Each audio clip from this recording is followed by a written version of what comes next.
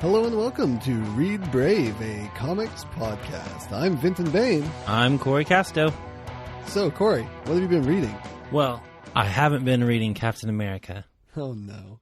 So with the controversy of the Captain America issue that came out last week on Twitter, there was a barrage of bad comments directed towards Ed Brubaker, although he had nothing to do with this new Captain America issue. Nick Spencer is the writer. There's no reason that Brubaker should be getting death threats from you people. Right. So in support of him, I've been reading his non-Marvel titles this week. I read Velvet Volume 1 and the series of The Fade Out. Oh, awesome. You were just telling me that he has a new series coming out, right? He does. It's called Kill or Be Killed. And in Image Plus, the magazine that Image Comics releases, they had a 6-page preview of the first issue, and it looks really, really good. Yeah, you told me the premise, and it sounded really interesting. A guy who has to kill every day or he dies. Right, yeah, he'll be killed. Yeah, he'll be killed. And so he picks like the worst of the worst people to track down and kill. Right. Kind of like a Punisher, but he's not trained to be a vigilante. Yeah. He's just a guy. And it's written by Ed Brubaker, illustrated by Shawn Phillips, and the colors are by Elizabeth Breitweiser. The two other people that Ed Brubaker normally works with on his comics. Yeah, it sounds really interesting. I'm definitely going to be picking that up. It's awesome. It looks awesome. So we did briefly mention the Captain America controversy. If you have not heard, Marvel Comics has decided to let Nick Spencer make Captain America a Hydra member. All these years he's been part of Hydra. It's a secret thing, and he just now is coming out, and people are now finding out that Captain America has been Hydra all along. # disappointed. So people are very angry. Obviously, Brubaker, who had nothing to do with it, is getting threats. Nick Spencer has gotten death threats as well. And lots of people on the internet are very angry. I saw Dan Slott sticking up for him. Dan Slott is the writer that was behind Dr. Ock becoming Spider-Man, basically. Recently, that also sparked a lot of controversy. A lot of hatred for me. I got better. It was a fun series. I'm glad it's over. But it's creative new things. They're doing new things with comics, trying to get readers. I kind of understand. It is crazy, and they keep swearing. They're like, nope, this is definitely Cap. It's not a brainwashed thing. It's not a clone. This isn't an alternate universe. This is Cap. This is the Cap you've all known and loved this whole time. So we'll see what happens. You always have retcons that could possibly fix this. Fix it, indeed. Recently, Stan Lee was asked about what he thought about this, and he said, it's a hell of a clever idea. He said, I don't know that I would ever have thought of it for him to be a double agent, but it's going to make you curious. It's going to make you want to read these books. They'll probably do a movie based on it, so I can't fault it. It's a good idea. I think it's crazy, but it's a good idea. So Stan Lee has given his stamp of approval. So, take that for what it's worth. I think it might work out okay. I'm upset by it, but I still haven't checked out the first issue. I can't really complain too much until I check out that first issue, I guess. I'm just going, I know this is the wrong way to be, but for now, I can't even read it. I refuse to accept it. Yeah. As disappointed as I was about the new direction that Captain America is taking, I read an article recently on panels.net, which they have a great podcast also called O Comics. But the article was called On Steve Rogers #1, Anti-Semitism and Publicity Stunts. It's written by Jessica Plummer, and I'd recommend everyone read the article just to give you further clarity in why this is a poor choice for Captain America to go. It talks about how the writers of Captain America were both Jewish. Yeah. And how basically they've made Captain America a Nazi and how upsetting that is. Yeah. So it gives you an insight into a perspective that probably most people aren't familiar with. Right. So moving on from sad news. Yes. We received 2 new comic book TV shows the past couple of weeks. Yes, we did. We got AMC's Preacher, the adaptation of the Vertigo title, done by Seth Rogen, who would have guessed that Seth Rogen would be making a Preacher TV show? I never saw that coming. But it's fantastic. I saw the first episode and I loved it. I could not have been more happy. It's not a faithful adaptation, but they're taking a lot of liberties. But I think it's overall faithful to the theme and the ideas that are going on in the comic. It's been a while since I've read the comic. I need to go back and revisit it. Actually, watching it really made me want to go back and revisit it. But I remember enjoying the comic a lot. The ending kind of got a little weird, but it was fun. But I really wondered how they were going to do it on TV, and it looks like they're going to be as explicit and weird as the comic it was. So I was really excited about Dominic Cooper being in the title role. I really like his work. Yeah, so if you haven't read Preacher, I encourage you to read Preacher. It's by Garth Ennis, so it is a little dark, as Garth Ennis likes to get. And it's on AMC, the same network that brought you The Walking Dead. So think that, but worse. Right. So if you're okay with that type of thing, I encourage you to watch it as well. As of the recording of this episode, you can get the pilot episode on Amazon and iTunes for free. So check that out. Also, we got Outcast, which is a newer comic. Done by Robert Kirkman, the man who wrote Walking Dead, who writes Walking Dead, I should say. And that was from Image Comics, and it now airs on Cinemax. The first episode of it is free on YouTube. It was really fun. It deals a lot with possession and some dark stuff going on there. The first volume is all that's really out in the comics, so I read that as well. And it's really almost identical to the comic in the show. They're really mirroring it very well and doing a great job of presenting it. Have you read any of that yet, Corey? I haven't read any of it yet, but I know that Robert Kirkman is an amazing writer. He is. And if it's anything close to the quality of Walking Dead, I think it'll be an awesome show. Right. I wrote an article about both these shows on readbrave.com, so go check that out. So you actually just came from watching the X-Men movie. Yes, I got here roughly about 30 minutes ago from watching the X-Men Apocalypse. I have not seen it, but my bar is set very low. I've heard some discouraging things, and so I'm not going into it with high hopes, but you liked it. I really did. I mean, I am familiar with who the X-Men are. I watched the cartoon growing up. Sure. But I am not at all an authority on X-Men. Haven't read that many X-Men comics, but, the first 3 movies I wasn't really a fan of. The First Class and Days of Future Past I thought were much better than the original 3. And this one, it seemed like First Class was really good, and then Days of Future Past got better for me, in my opinion. And Apocalypse is following that trend and being even better. Okay. Yeah, see, I had heard from a couple people that it was pretty good, and so I was willing to take that with a grain of salt. Didn't want to get my hopes too high. But they both said that not quite as good as the 2 that came before it, but still really fun. So it's interesting to hear that you liked it even more. I think that my being unaware of the history of the X-Men probably helps me enjoy it more. Yeah. But I thought it was a really fun movie. Yeah. I read some about it that it wasn't a faithful adaptation of Age of Apocalypse, but I think that they hit on the main themes. I think they did a good job with it, and there were a few things towards the end of the movie. I don't want to spoil it, but I was really excited to see just some interesting, kind of like a wink and a nod kind of things. Yeah. Several of the young X-Men go to see Return of the Jedi in the movie, and because it's set in 1983. Yeah, we get our 80s X-Men, which is the most iconic time for the X-Men. Right, absolutely. And as they're coming out, they're discussing about which Star Wars film is their favorite.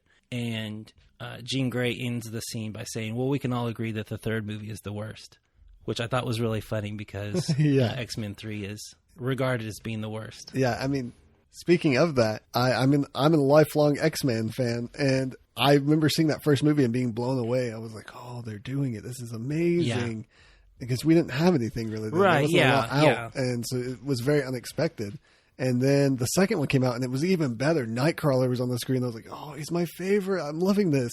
It was so beautiful, so wonderfully done. Then the third one came out, and I do admit, watching it in theaters, I was like, oh, there's so much going on. This is so great. But the more I started really seeing what was going on in the story and realizing how cheesy everything was, I was like, what did they do? Yeah. Oh, really... no. And then just looking back, it's even worse. Like watching it again after it came out on DVD, I was just like, oh, why did I even get this? Yeah. This is awful. This is the worst movie ever. And then when First Class came out, I was like, well, let's see what they do with this. And I walked in and I was like, oh, that was delightful. Yeah. That was really good. I think that I sometimes have, and I think that this probably happens with a lot of people, that I have a skewed opinion of For me, it's Spider-Man, the first Spider-Man with Tobey Maguire, that series, and the first X-Men series, because when they came out, there really wasn't anything like that other than the Batman movies that have been going on for a while. Which deteriorated pretty poorly until the Christopher Nolan ones. Right. So, I in my mind, I compare like Guardians of the Galaxy or Captain America, the Winter Soldier with X-Men 3 or Spider-Man 1 or Spider-Man 2. And that's really unfair because they had not traveled that territory yet. Right. Yeah, I'm glad the X-Men picked back up and they're doing a little bit better. I wasn't completely pleased with Days of Future Past, but I enjoyed it. As a comic fan, they did a lot of disservice, I think. And even as from like a feminist perspective, they did a lot of disservice just shoving Wolverine into the forefront and getting rid of the characters who were supposed to be the main characters of that story. That's true. In favor of Wolverine. It's a little Wolverine heavy, just like the comics. We get it. He's popular. Yeah. Let's focus on someone else. There's a lot of X-Men guys. There just needs to be a Wolverine and Deadpool movie to get all of that out of the way, and then they can focus on the other people. Yeah. I'm looking forward to the New Mutants movie that may be coming out. Yeah. That one will be one I will not be able to enjoy unless it's done right. I don't think I can just go in and go, well, it was fun. Yeah. I'll just be angry if it's done wrong because New Mutants are close to my heart, and I think there's so much potential there. If you mess that up, then you wasted a great opportunity, and I probably won't see another New Mutants movie in my lifetime. Yeah. And like the secret scene in Apocalypse kind of gives clue to like where they're headed. Oh, nice. And what the possibility of what movies are on the forefront. That's exciting. It was really exciting. Because I know they've hinted a lot. Don't tell me if I'm right, but I know they've hinted that Cable possibly doing the X-Force movie. The New Mutants obviously is already slated and ready to go. And then they've hinted that Deadpool's going to be showing up more in other things as well. So I'm interested to see where these things are going. This is me not commenting on your comment. I'm going to go see this movie. I'm going to stop recording right now. So wrapping up that part of our show, this brings us to the segments for this episode. We're starting off here with The People's History of Comics, hosted by me, interviewing Shawn Hancock. He's my father-in-law, great artist here in Oklahoma City. He's been interested in comics his whole life. He is working on some of his own, and I know he's been one of my favorite people to talk about comics with. So I hope you enjoy that discussion.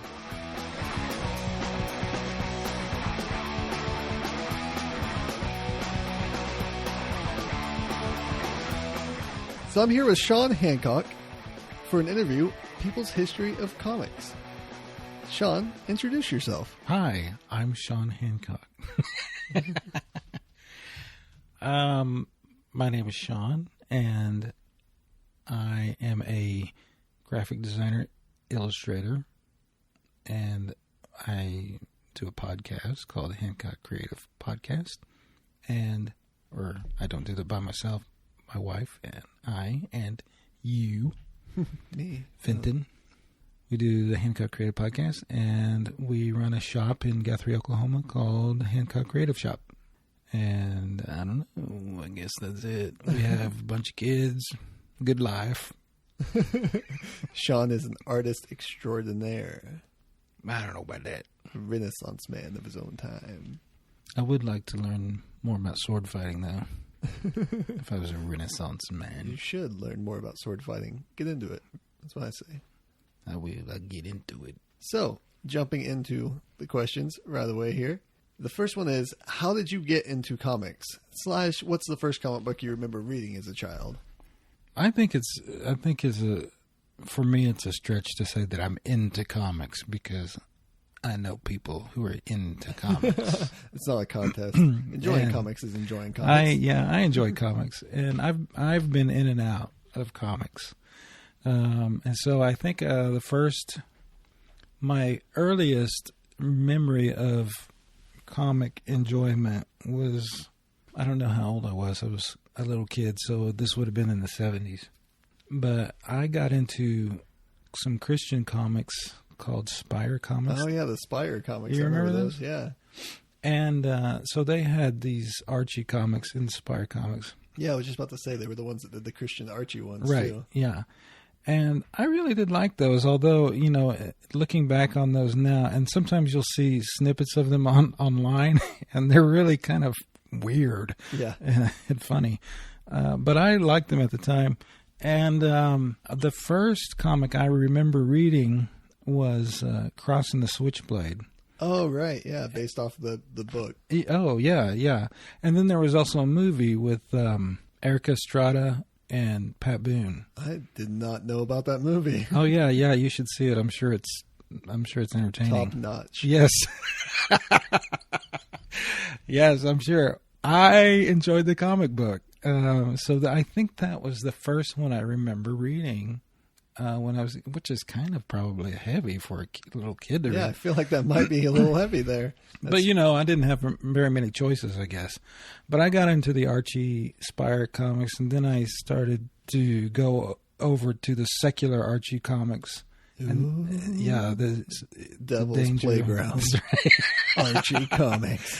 And then I started reading Little Archie.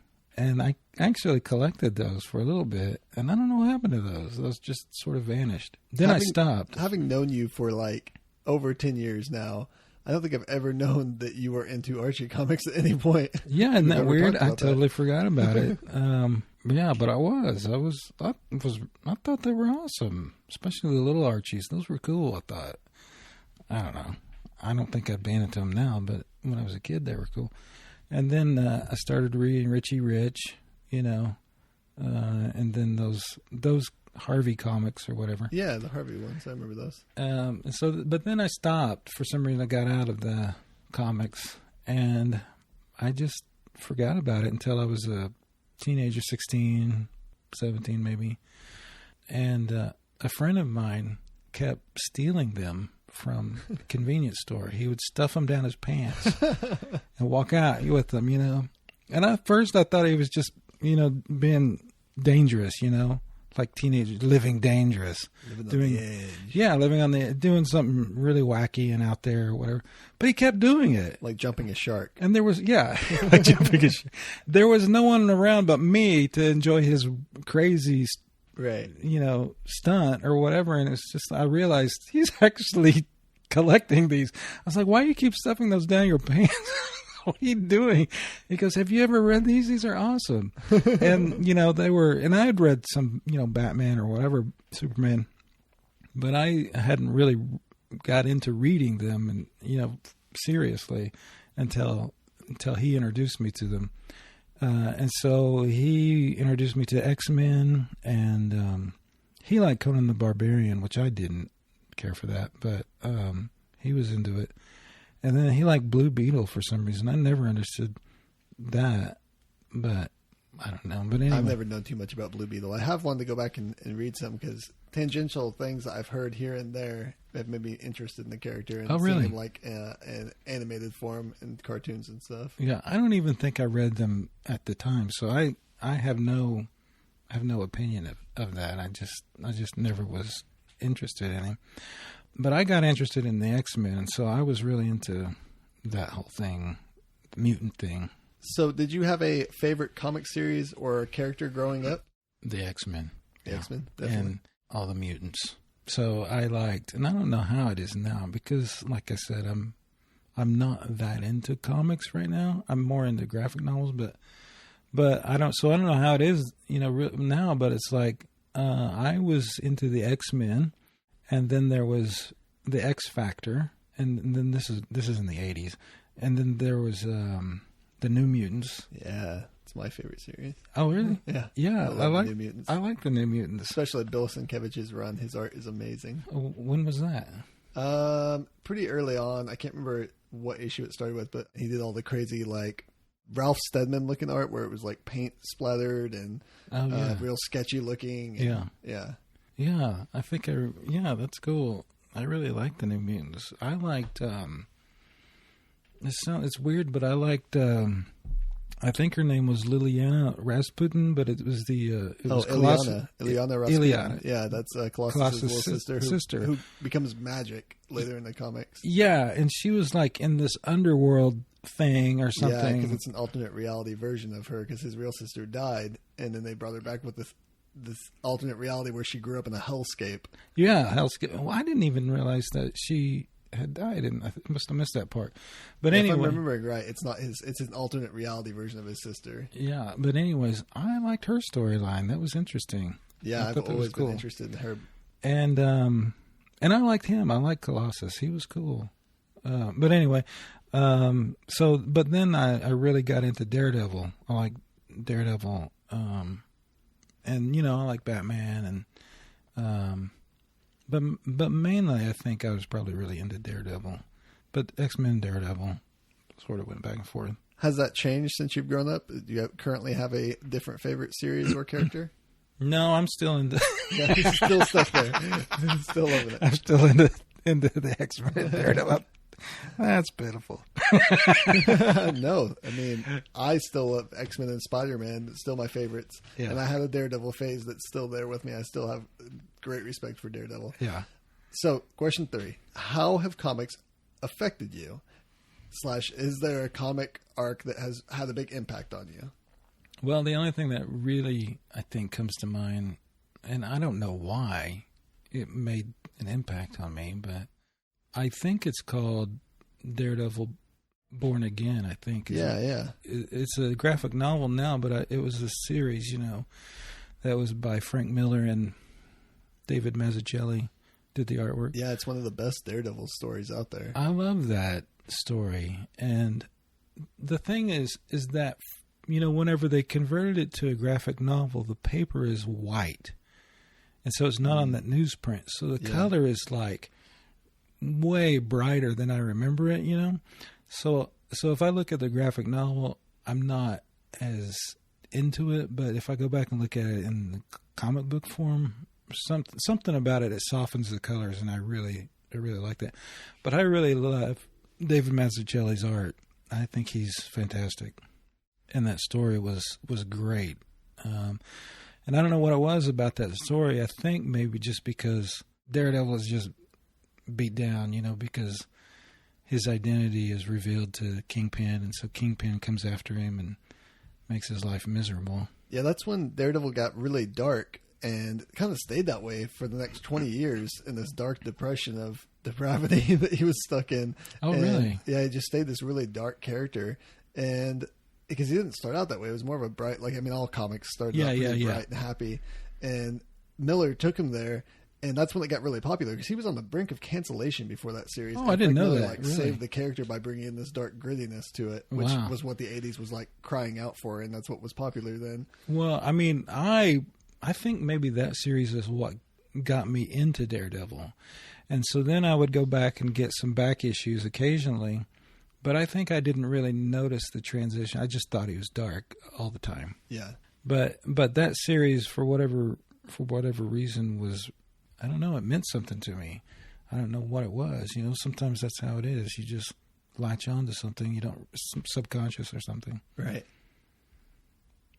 So do you have a favorite comic book movie or TV show and adaptation? Well, now it'd be the Netflix Daredevil series. Yeah. That is a great adaptation. It is. I love that series. As far as movies, I like the original X-Men movie just because I think the character casting was perfect. For the most part, perfect. There's a couple people that I think were missed, but sure, it was great overall. Patrick Stewart makes a great Professor X, that's for sure. Yeah, okay, so I have a story about that, which is not interesting to anyone but me. We're here for it. Okay, so, I remember the first episode of The Next Generation aired, Star Trek Next Generation. Right. And as soon as he walked on the scene, and this first time I think it aired, as soon as he walked on, I saw him, and of course you go through that thing, can this guy be the captain of the Enterprise, blah, blah, blah, blah, blah. But then as soon as that was done, in my mind, I was like, that guy would be an awesome Professor Xavier. You called it. I called it. All those years ago. Yeah, that's right. I didn't have anything to do with it. That would have been cool to be involved somehow, but... I guess I don't remember. I probably did see these and read these certain articles, but I used to read Wizard magazine a lot, and they would always do fan castings. And I'm trying to think if I remember seeing one before the X-Men movie came out. And I can't think if I did, but I wonder if they ever called him out to be a Professor X. It seems like he would be a really good choice. I mean, he was such a perfect choice. Yeah. So I wonder if Wizard ever called that in one of the earlier magazines. I can't imagine that they didn't. I mean, I don't know. But it just seems so obvious to me that it's like everybody's got to be thinking this. Yeah. Yeah, whoever was reading X-Men, at the time, which it was a lonely world back then. I remember having this bumper sticker that said, "Honk if you read X-Men." And I was like, I couldn't be brave enough to put it on my car. I just kept it with my comics, because I was thought, oh man, somebody's going to beat me up. What a different world we live in. It is. It's completely different. I mean, I would love to have that sticker now. But So these next two questions are ones I took completely from the segment that I copied this show from Good Trash Media. They're People's History of Film. They're my two favorite questions. The first is, a cruel deity is about to destroy every comic in the world. You get to save 5 story arcs. What do you choose? I feel a little intimidated by this question. Is this I'm the only person saving them, or am I just among the few who are grabbing some or something? Yeah, everyone's going to ask this question, so I feel like I should clarify. You are the only one saving them, but you can either choose selfishly or for the world. It's your decision. So you can give me both lists if you want, or just one together. Because when I was asked this question previously, I had to kind of fudge the numbers a bit and go, if I'm being selfish, I'm going to leave these 2 in. If I'm being selfless and saving it for the world, then I'm going to take those 2 out and get these 2 instead. I really can't. I don't think that I can answer this for the world. Well, that's answer my it problem. for yourself. That's fine. Yeah. So I guess I'm going to have to choose the selfish thing. Although I will say... So let's say that you're just saving it for yourself. No one else is losing anything, but you can only read these 5 comic arcs for the rest of your life. Like the desert island. Yeah. Exactly. Whatever. Okay, so, and this might be selfless. I don't know, but I think the Civil War story, Marvel Civil War, was cool because it was really encompassing all the Marvel universe. Yeah. So I think that would be one. Does that count? Yeah. Okay. That's a story arc for sure. So I think that would be a good one because I really liked that, how it intertwined into everybody's life, into all the. So anyway, I thought that was cool. Okay, and so then, I said my favorite Daredevil, which was Born Again, that whole series, would be my top pick or whatever. I knew you were going to pick that one. That was an easy call. Yeah, that's kind of sad, isn't it? No, I really don't it's have. a great series. I really don't. I don't have. I wish I had more exposure to modern comics. I just haven't dove back into them like I should. Feel like I should have. I've been more in the graphic novels. I've been enjoying those. But anyway, so my list. I'll pick Batman Year One. That's another great one. Yeah, I bet I'm going to hear that one a lot. Yeah, it's iconic. I really loved the way that he was portrayed. It was just like a dude with, tights, and not in a weird way, but like, it's like, I mean, this guy just was so vulnerable. He went out there, and you could tell that a bullet could go through his suit he's wearing. Yeah. It's like now it's just like, you could shoot at him all day. He's just, bullets are going to bounce off him. He's like Superman or something. Right. But I felt like that is Batman.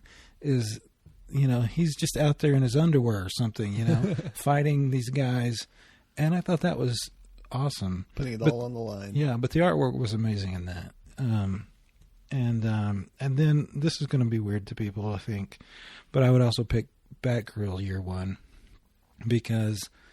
and this is a personal thing, but it really meant something to my daughter Kira. Yeah, and it was a special thing that we had, going to the comic book store, waiting for the next issue to come out, and it was really heartbreaking when it was over, and there was nothing to replace it. Right. So in my mind, it's a special, unique story that appealed to a certain demographic that is missed.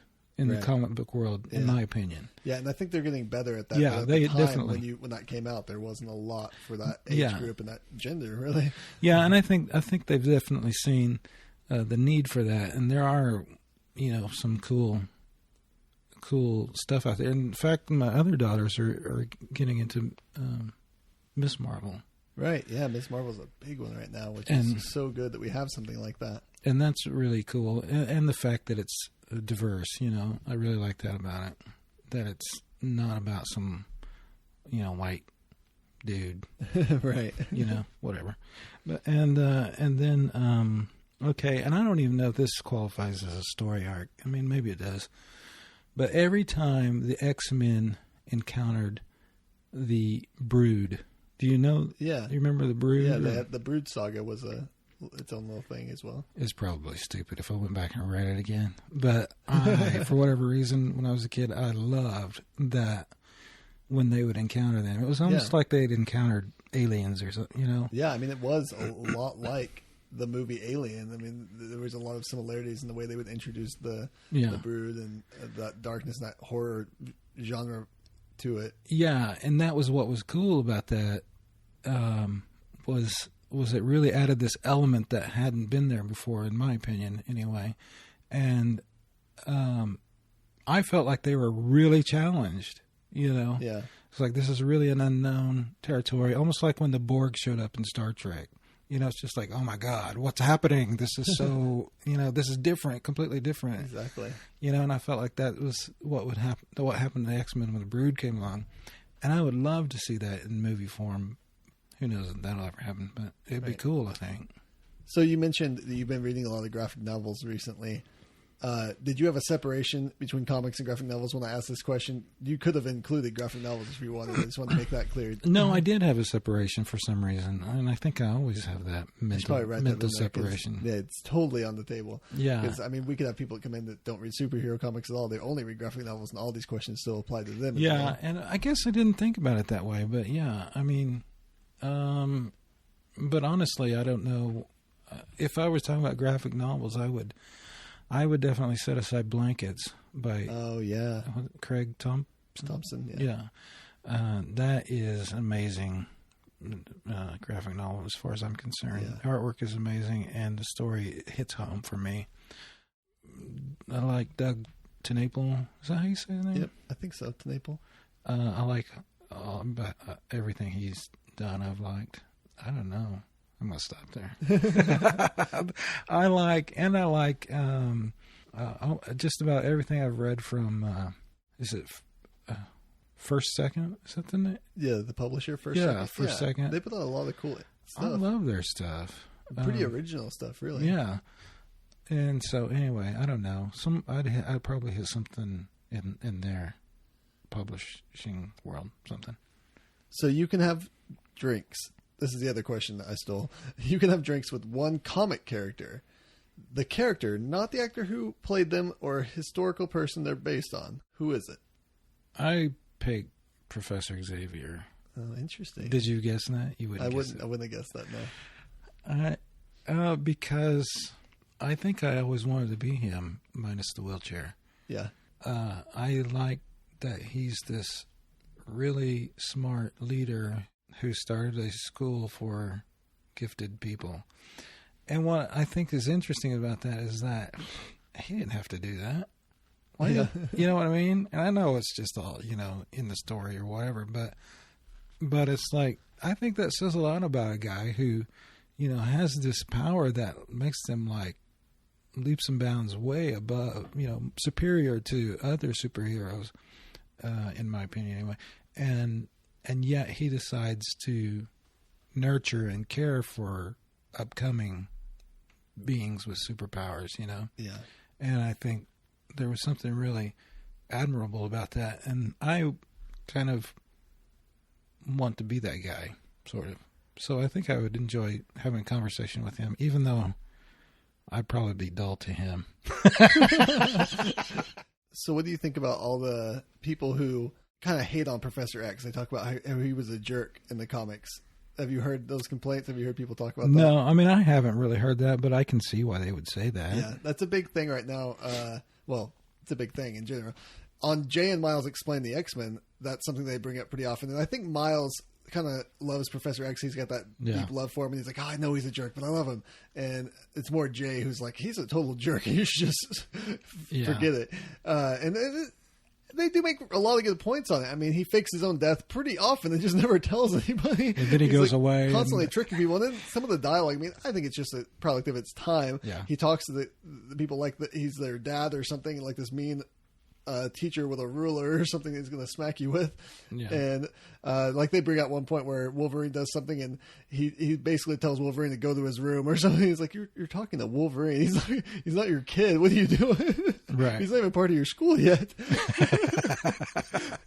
But I love Professor X. And I don't think I could ever lose it. I think it's maybe a difference between people who read a certain generation of comics. Right. I think if you grew up with it, then I've never heard anyone who grew up with X-Men hate on Professor X. It seems like everyone who read him as a kid is like really into it. It's only people that came into it later are like, oh, he's a jerk. Yeah, and of course it has something to do with the writing and or whatever.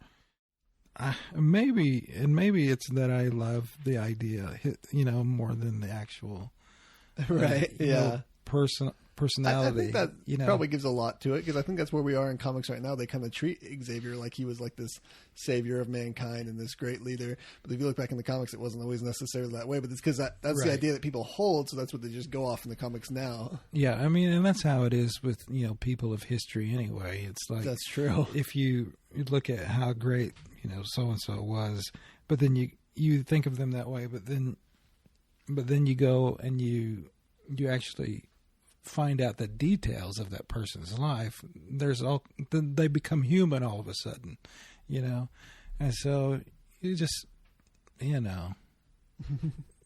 you love them anyway. Yeah. And because that doesn't mean that they weren't great. It just means that greatness can come from humans, right, from flawed beings or whatever. So last question. What was the last comic or graphic novel that you read? I read a couple last night. I didn't read them all the way through, so I'm probably not going to mention those. But, I mean, I am working on Hawkeye. Oh, yeah. And, our friend Cory loaned me Hawkeye probably months ago. I don't know how long ago. This newest run on Hawkeye. Yeah. And I told him the other day, I said, I'm sorry it's taken so long for me to read that. And it's not even like it's very big. It's just that I put it next to my bed. And so I read it when I go to bed, at night. And I never make it through it. And then whenever I get back to it, I've forgotten what I read. And so I have to start over. So I probably restarted that thing like 3 times. And so I apologize, for the Hawkeye fans. But I am working on it. And I am enjoying it. At least I remember it. I think I am enjoying it. I'm sure I am. The artwork's awesome. I will say that. But the one that I recently, because it was Free Comic Book Day, I recently decided that I'm going to go back and because I had a pretty good collection of X-Men that I ended up losing, not because I was gambling or anything, but just because that's what happens when life. Your comics are gone, and I'm not sure if your mother threw them away or whatever. But there was a time when I had comics, and then I ended up getting rid of them and regretted it. But I decided to go back and recollect the X-Men that I had, or the comics that I had. So I'm going to try to, and so it being Free Comic Book Day the other day, I bought X-Men 207, and I think that was probably the first X-Men that I owned when I was a kid. Oh, that's awesome. And so I went back and reread that one. And it's not a great story, but the cover's awesome. That's funny because Cory, co-host on this show, on Free Comic Book Day, bought the first comic that he ever read, which was a Spider-Man comic on Free Comic Book Day. Oh, really? Got that. And that's awesome. Picked it up and rediscovered it, quote unquote. That's cool. Yeah. So, my last comic read was more nostalgia than and I think that's probably, if you're separating graphic novels from comics, I think that's probably where I'll end up getting back into comics is going back to my old comics and then hopefully I'll start reading more modern stuff. Yeah. But, I don't know. It's nostalgic for me. Well, thanks for coming on and doing an interview with me. Yeah. Thank you for having me. So you can find Shawn Hancock on the Hancock Creative Podcast on the Graphomania Podcast Network, just like this show. And you can also find him on HancockCreativeShop.com. And you can buy things from his shop on Etsy. Etsy.com and search Hancock Creative Shop.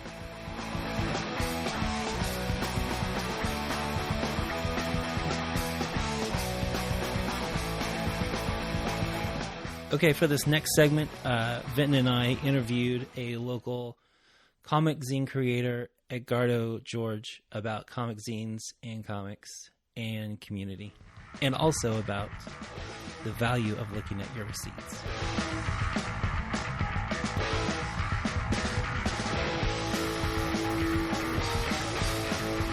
All right, so we're here with Edgardo George. Thank you for having me in your beautiful place. I like it. Of course. We're so happy to have you here. Oh, thank you. Thank you. You're so nice. So we wanted to talk to you today about comic zines. What was the first comic zine that you remember reading? When I was new to this country in 96, I picked up a newsletter. It was called the White Buffalo Gazette. It was published out of Arizona. And it was a group of people who were trying to find a way to put out their drawings. And they all put them together on this newsletter, which it was, staple paper together. Yeah. And then you'll receive your copy and you'll see what everybody else had done along with your drawing. It was fun. Very, back in the day, internet was not fast enough to have done something like that. Yeah, definitely. Yeah. There was no way.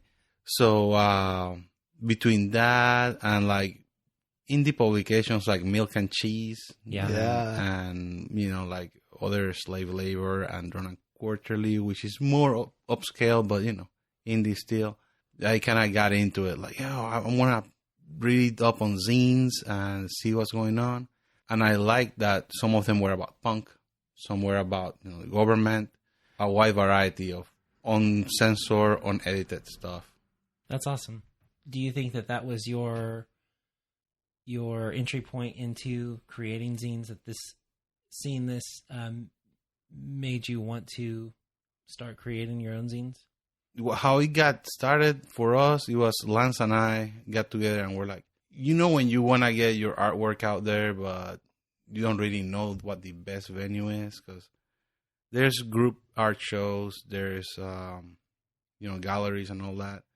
But because of it being a gallery or an art show, you kind of have to contain back what your content is.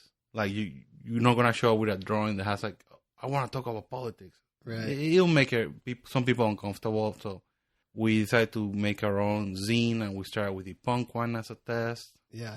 And then the other one with secrets and the animals. And we just want to be able to put content along with funny drawings and get it out there, because if you were to just vocalize, like I'll walk up to you, Cory, and say, hey, I want to talk to you about animal rights. And you'll be like, I'm eating a sweet potato. Right. What are you doing? It's like, this is not the time for this. But if you put it in a little booklet and put it out there, if the people have the interest and they want to read at their own time, it works better. Plus, there's funny drawings that they can laugh with. Absolutely. Yeah. I think that's the thing I love the most about zines, is that they seem like that they reach out to the people that need to have them in their hands. I agree. We have some, like a friend of ours, a common friend, Empire Strikes, their comic book. Yeah. Some out there. And it is a big contrast when you see a glossy comic book that deals with entertainment, like Superman. It's about the flying man. And if you have a zine there, it's a whole different type of content, and also the finish, the paper and everything is different. But I like that we are in a time that they can both be in the same place. Yeah, absolutely. Back in the day, it was record stores or, for the zines, record stores, or you had to order that to be mailed to you. Big thing. Yeah, it was not as easy. Plus, you could get one issue and then it will disappear. Like the person, you didn't even know. There's no internet, so you didn't know if the person died, they quit making zines, or just didn't have a way to do it. Now you can not only get a zine, but type. I'm old. Email somebody and ask them, hey, when's the new one coming? You can say, well, September or whatever. Yeah. Or a lot of people have websites. You yourself true. have a website for your zine and your podcast and your art, and that's lur.com. Yeah, we need to update more often. I'll be the first one to say that. But yeah, it's pretty fun. Get to connect with people in a way that you usually wouldn't, because if you just walk into other people that are on the street, you're not gonna just talk about certain topics.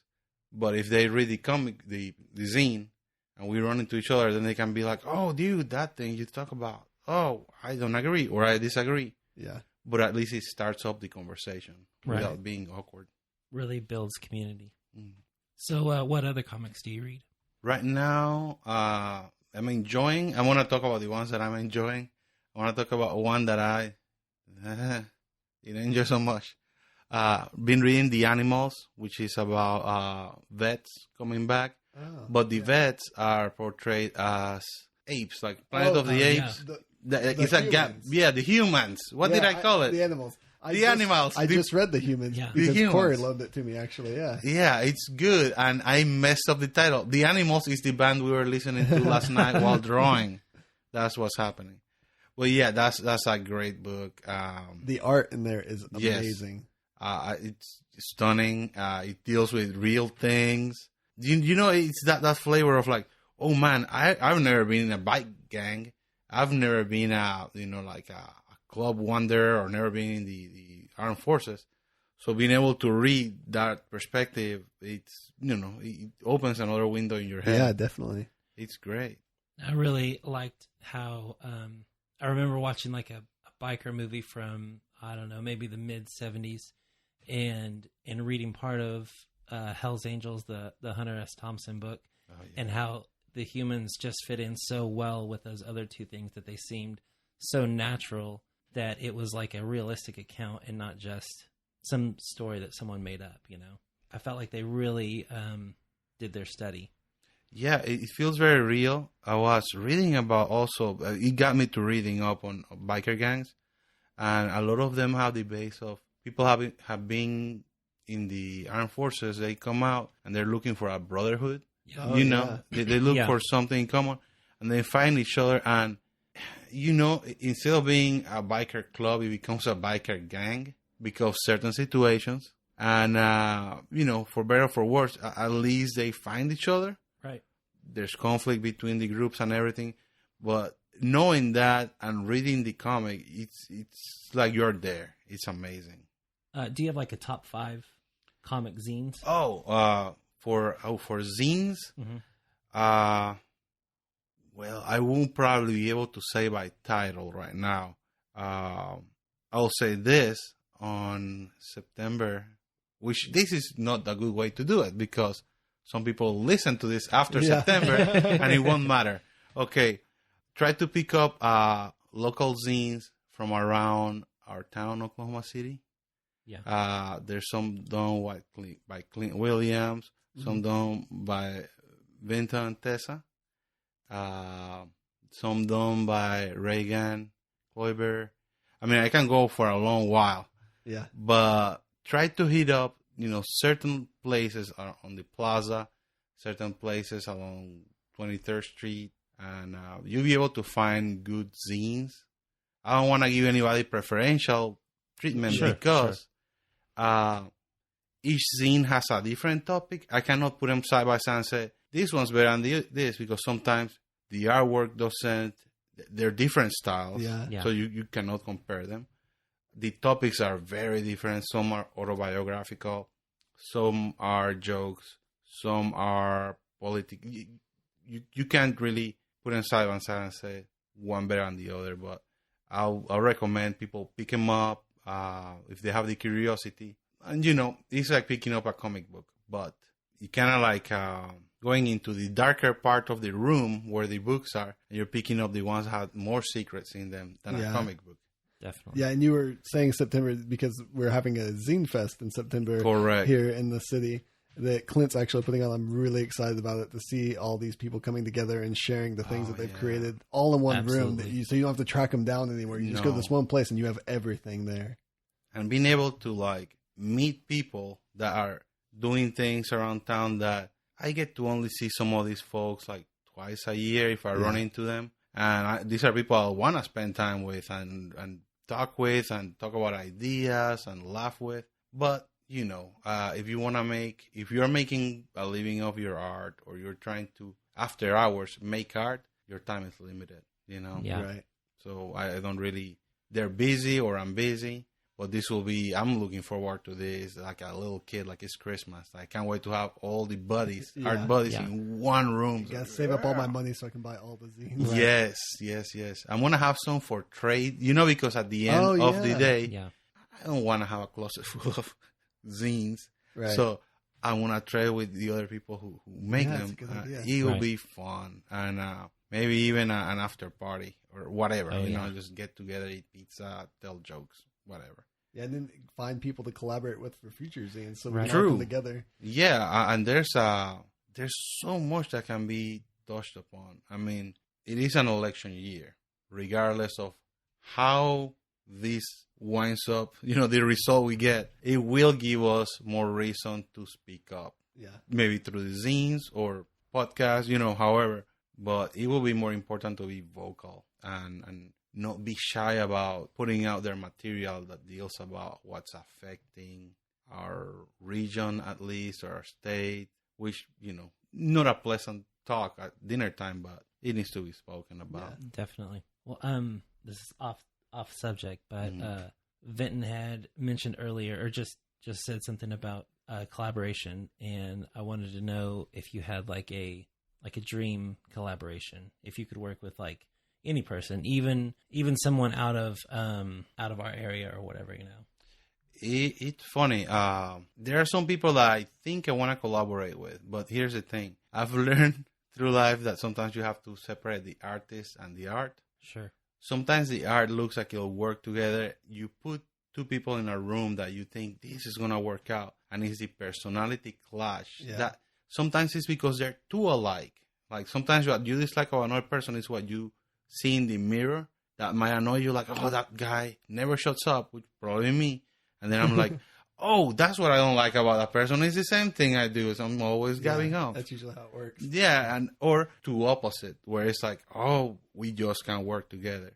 So I keep an open mind about collaborating. It's like I collaborate usually with Lance, which is the opposite of me. Yeah, like if you meet us, you'll be like, what happened here? Like, you lose a bet. Yeah, both of you. It's like, but it works. I think because we have these disagreements and discussions that by the time we have the zine out, that's the product of a lot of talking and arguing about points. When we draw them, there's something that has a pro and a con about a point. I would love to collaborate with many people around town. And I mean, we all know each other. It's the art scene in Oklahoma City. It's big for the size of the city. And I would love to collaborate with many people here. Yeah. But like I said, scheduling time with people, it's been hard at least the past 2 years because it's blown up. Yeah. It's blown up. It's like there's no weekend that I don't see somebody that does art that doesn't have an activity. It's like be it drawing, sculpture, glass blowing, music. There's so much to do here, and that you want to collaborate with them, but busy. Just finding the time. So Lance is pretty much your partner in crime. You guys do a lot together. You guys have a podcast. That's you do true. art in general together, the zines together. How did you end up hooking up with him? How did you guys get together? We met after we went to the same college, but we weren't there at the same time. Oh, okay. So we met in Dallas when back in my day. I graduated in 1999 from college. Oklahoma City was a different animal. Yeah. So I literally, a friend, Mike, he drove me to Dallas, and then we had Dallas Adventures, and I stayed there, moved there, and I worked there for 10 years. While I was there, I met Lance. Okay. Because he moved there too. No jobs out here. And we didn't really collaborate. We just like draw together with other friends, like Eric Sanhop and other friends. Like, not Wendy's. What's IHOP and the other one? Denny's. Yeah. Draw up late. And then now that, we live in Oklahoma City, Lance and I have been collaborating more. It's like the zine was a test of, can we finish a project together? Oh, yeah. Because we didn't know that we could. I mean, it's like, imagine you have a cousin you don't get along well, but you have the same goals. Like, let's start a band, but you do a test. Like, okay, let's play 5 gigs, see how we work together. Yeah. That was the first scene. That was, can we do this? And from then on, other things like the animations and the podcast, trying to do different things to because if you draw or you paint, you also have the curiosity, hey, can I do this in another medium? Right. Like, and I don't know if we're doing it well because we don't know what the heck we're doing. Definitely, yeah. But we're having fun. We're getting to communicate more with people. I'm a shy person. Even though I can't stop talking, I'm usually a shy person. So is Lance. So with this, we're being able to communicate with people. Things that, man, even saying hi to people can be scary. Yeah. If they happen to see the zine or listen to the podcast here and there, they can know, oh, these guys, they might look creepy, but, they're kind of friendly, kind of creepy. Yeah, you mentioned your animation, by the way, which I haven't mentioned yet, but your animation is wonderful. You have these videos on your website, and they're so fun to watch. It's goofy stuff. Yeah, I hope we get to do more. That's one of the biggest challenges, the animation with what our schedules are like. Yeah, I can't imagine how much time it takes to make those short videos. The first one we did, the one about me getting kicked out of cookies, we basically did that on lunch breaks. We will get out of work, eat on the way there in the car, and work on that. Boom, boom, boom, boom, boom. Then get back to the office. Yeah. That's when we used to live. We used to work together, and Lance lived close enough to work to where we could do that. Yeah. That's awesome. You mentioned earlier about finding zines in the plaza and on 23rd, but is there a specific place that we can find your work at? Yeah, that's a good question. So far, in the plaza, Tree and Leaf is a place where we take ours. That's where I usually get mine. Yeah. Down the street. I need to take some to Dig It because they also carry local publications. Mm-hmm. And then on 23rd, Empire Strikes Books, the comic book shop. Yeah. Yeah, we have zines there. We need to finish the new one, which we're already doing a page count to see if we need to make more pages. Yeah. And we're going to make some mini zines, which I'm very excited about to have. Not just the combo zine, but the indie ones, the solo ones that we make. So do you sell them online at all? We tried, but let's see. We had an Etsy store that didn't work out good for selling zines because it just gets lost in the shuffle. Yeah. So right now we think we're selling them through the website, like digital, or if people want the paper thing, I can mail it to them. Okay, yeah. Awesome. Yeah. But yeah, I think having it digital is kind of important because, some people just don't want to wait and they want to be able to check it out on their phone or however before committing to like, am I going to be reading this every time it comes out? Do I care about the other issues? Yeah. It's a good on-the-go way of like, looks good. Pick another one. Pick up another one. I think that, a lot of people who create books have problems with books or comic books created digitally. But I think, personally for me, I think it's awesome because, there are times that I want to read, but I can't take a book with me. Correct. I know there's been jobs I've had in the past where it's been more time in the bathroom reading than would actually working, but it was much easier to just read on my phone than try to stick like a bunch of books under my shirt or something to take in the bathroom. Yeah, I also like that it gives you the freedom. Let's say you want to read a certain title, but you live in a community or a town that is a little more conservative, right, or a little more liberal. With that being able to carry that on your phone, you don't have that worry of like, oh man, if my uncle sees that I'm reading Ant-Man, or my other uncle sees that I'm reading Paper Girls. You don't have that worry. You carry it everywhere you need to and enjoy it without fear. Yeah, and for me, it makes it a lot easier because I'm so indecisive on what I'm reading. At any point in time, I have 7 books in my Goodreads currently reading. And so I'm not going to carry 7 books around with me. Right. I have paper versions of them usually because I like writing in them and doing things like that. But having like Marvel Unlimited on my phone or PDF versions of the comics I'm reading on my phone as well, it's so much easier than carrying them off my shelves wherever I'm going. Or if I'm, get stuck somewhere and I'm like, oh, I have 10 minutes to kill. I didn't remember to bring a book, but I always have my phone. Right. True. And also, we live in an area of the country where you can't really predict the weather. And if you're carrying a book, it might get wet.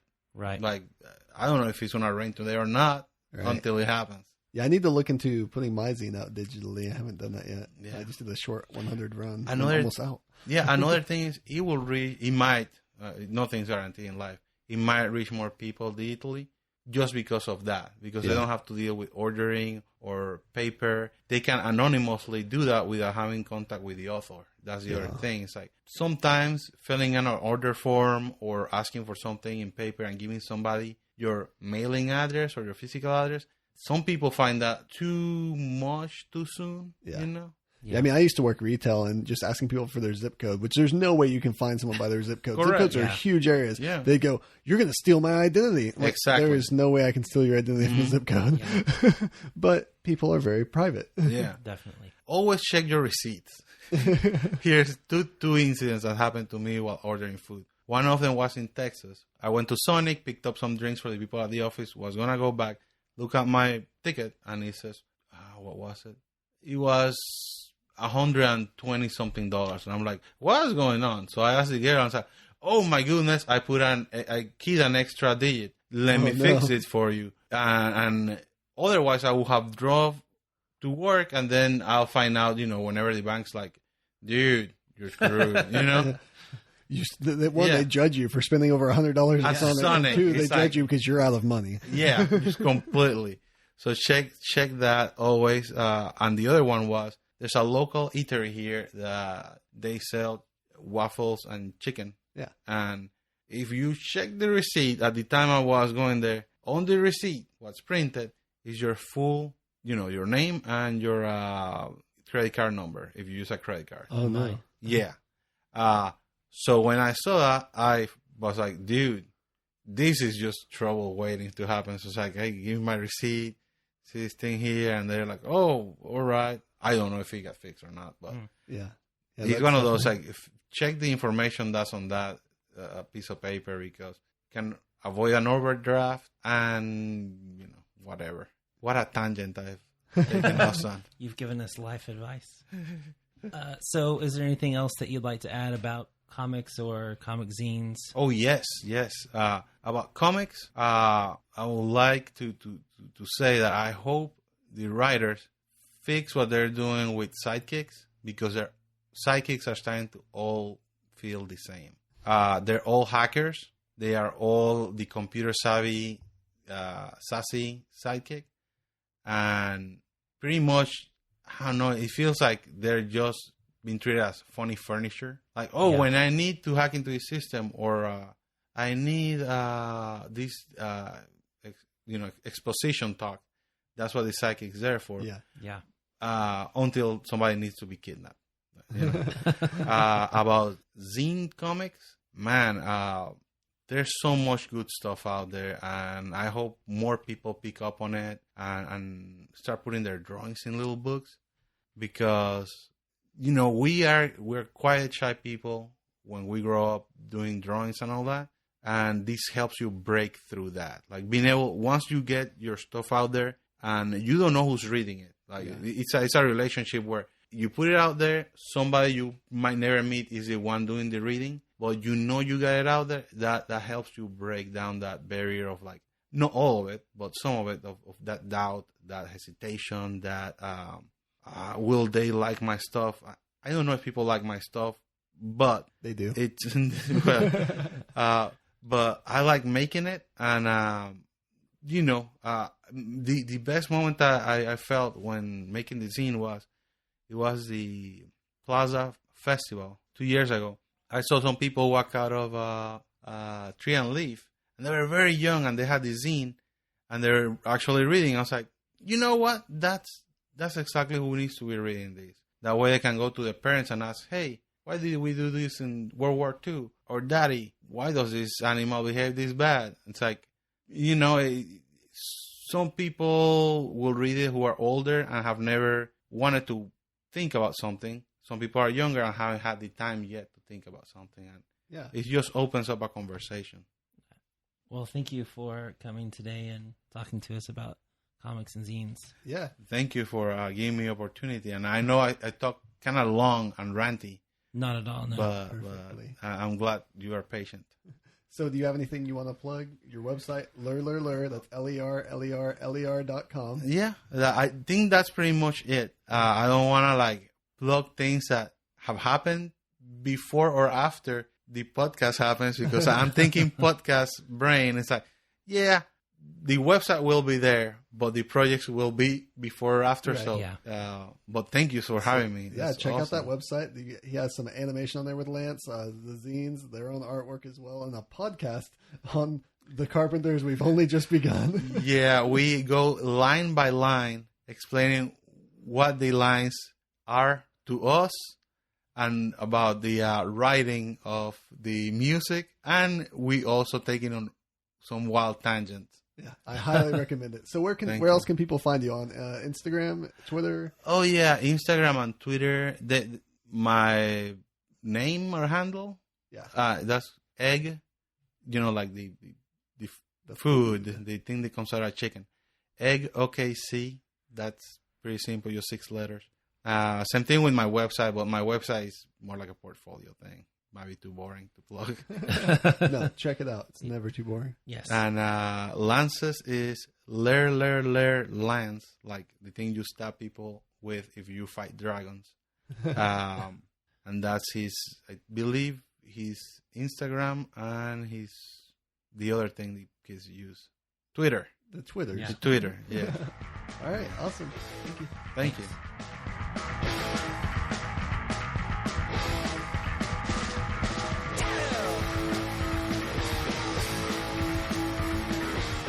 So those were our segments for this episode. Hope you enjoyed them.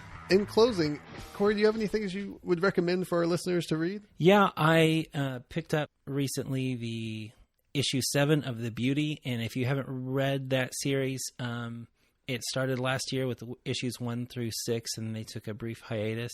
It's about a sexually transmitted disease that makes you beautiful. Huh. And so everybody wants to get this STD, and there doesn't seem to be any downside to having the STD. There's always a downside. There is a downside, and that downside is explosion. Oh. People are exploding. Wow. And there's a government cover-up, as there always is. And so anyway, I read the first 6 issues when it came out in trade paperback, and I loved it. I thought it was awesome. It's dark. It's gritty. Everything that you would want from an Image comic. Yeah. And then issue 7 came out recently, and it takes a different turn, and you learn about different characters that weren't introduced in the first story arc. So I'm really excited to see where it goes. Yeah. What about you, Vinton? So you loaned me the comic Huck. Oh, and my that's gosh. by Mark Miller with art by Raphael Albuquerque, I'm assuming. Yeah. I mean, it's like the city. I didn't know what it was. I'd seen the cover, and I'd seen, obviously, it was put out by Image. So it was something I was like really into. I was like, Image puts out great stuff. I'll read this, and it looks cool. But I didn't know anything about it. And going into it, as I was reading it, it's 6 issues long. You gave me all 6 issues. And as I was reading it, I was like, oh, this is what Superman should be in the movies. This is definitely, is like what I wished Man of Steel was. Zack Snyder should read this right. and fix everything. Yeah. And then what was funny is after I finished reading it, I kind of looked up a little bit, just Googled it to see what people have been saying and things like that. And apparently Mark Millar wrote it as a response to Man of Steel. Oh my gosh. He was so angry. He said that he left the movie theater angry and wrote this afterwards as a response. Is like, no, this is Superman. That's amazing. And the character's not exactly Superman. He doesn't have his power set or anything, just similarities. But he's that Boy Scout, that heart of gold. Right. I want to help people, small town boy. Your cat's stuck in the tree. Let me help you with that. You need an oil change? I can do that for you. I'll do this for you. And he has this list where he's always trying to cross off good things. And it does kind of touch on the classic stories of Superman, like when someone is trying to get Superman's powers, that type of thing. So really interesting story. Mark Millar knocks another one out of the park. I heard that maybe the movie rights were bought, so I'm be excited to see a movie about this. That'd be really cool. I really encourage you to go pick up Huck. Only 6 issues. I think the first volume is coming out soon, July of this year, actually. So check that out. Get it digitally, get it in print, however you can get it. And it's really fun. And I also, again, will recommend Preacher. Go read that. It's a little bit older. You might have already read it by now. Go reread it and watch the show. Doesn't hurt to refresh. No, not at all. And check out Outcast. It's a great new addition to Image Comics and the things going on there. Also, we would like to, as always, recommend to you our favorite. Farrell to Rimple. This is the Farrell to Rimple portion of our show. A couple weeks ago, I saw that there was a deluxe edition of It Will All Hurt. That was the 3 issues that came in a slipcase. Yeah. And had a print with it and some stickers. Right. And unfortunately, by the time I went to order it, they were sold out. You could get the slipcase, but you couldn't get like the whole set.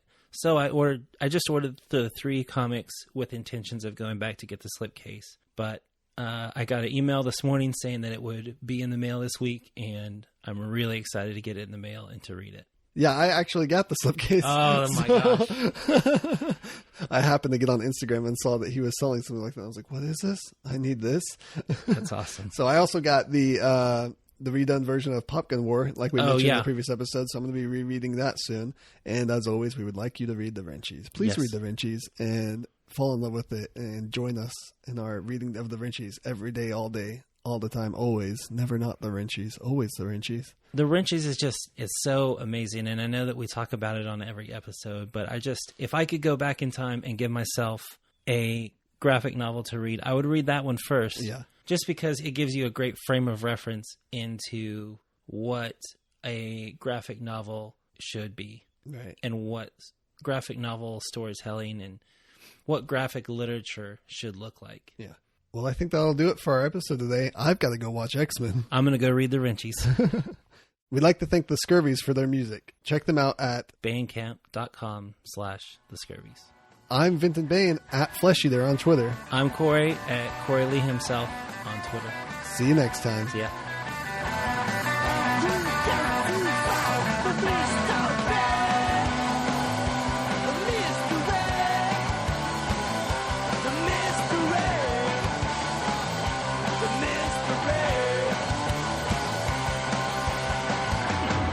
www.bandcamp.com/the Scurvies. Or at www.the Scurvies are awesome. You should listen to their music. They're really great.